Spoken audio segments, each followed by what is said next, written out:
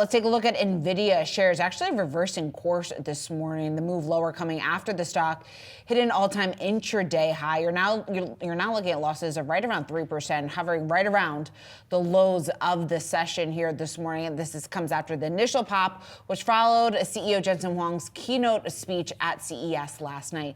Here with more, we want to bring in Kunjan Sobhani. He's an analyst with Bloomberg Intelligence. It's great to have you back here on the program. So we initially saw some excitement play out in the street just in terms of what we heard last night from Jensen Huang and some of the ambitions here and plans for new products from Nvidia going forward. Yet here we are right now this morning with a loss of just about 3%. How should investors, how should our audience be looking at this drop?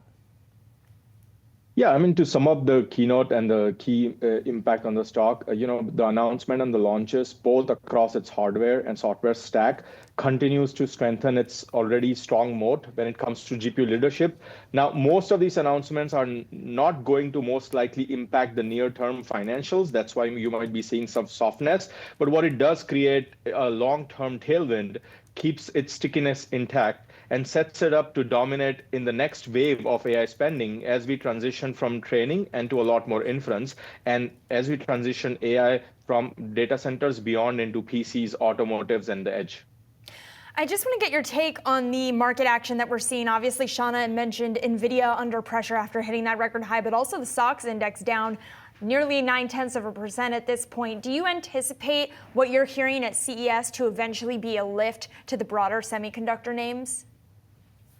I mean, CES is important, but if you keep in mind, really, the focus really here is on consumer products and automotive and IoT, right? Most of the excitement in the SOX last year was driven in the data center markets, so not really a data center conference. But we think this does set up for especially the AI into PC, AI into edge. The announcement that we heard and we are going to hear should set up some excitement going into 2025, especially on the AI PC that we believe will start to show signs of a ramp this year.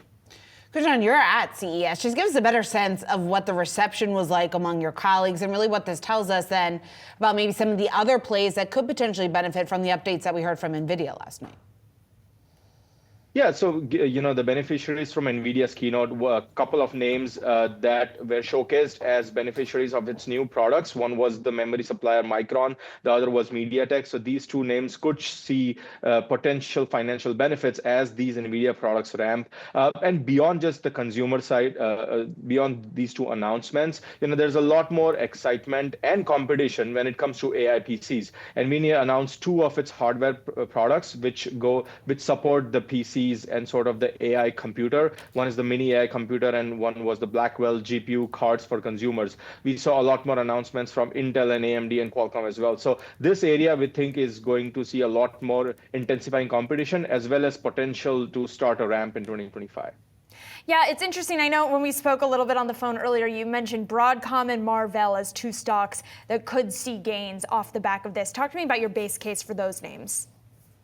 Yeah, so in data center, server, GPUs, and accelerator, what NVIDIA has done is it has accelerated the cadence going from your typical 18 to 24 months product upgrade to now 12 months, and has increased performance at unprecedented speeds. What this has done is created an opportunity for a lot more spending and upgrades when it comes to data center networking and connectivity chips. And so names like Broadcom and Marvell, who dominate this space, are seeing already advantages of that as the customers of NVIDIA are spending more money to upgrade and buy newer and more expensive chips from these two companies. We also have newcomers like Astera Labs, who you didn't talk about 2 years back, but now is seeing a lot more benefits because as consumers of NVIDIA buy a lot more data center GPUs, they need to go and buy a lot more networking and connectivity chips that perform as fast and extend the reach for these GPUs. All right, Astera, Broadcom, and Marvell, the stocks to watch, among others that you mentioned for us, Kunjan. Thanks so much for joining us. Appreciate it.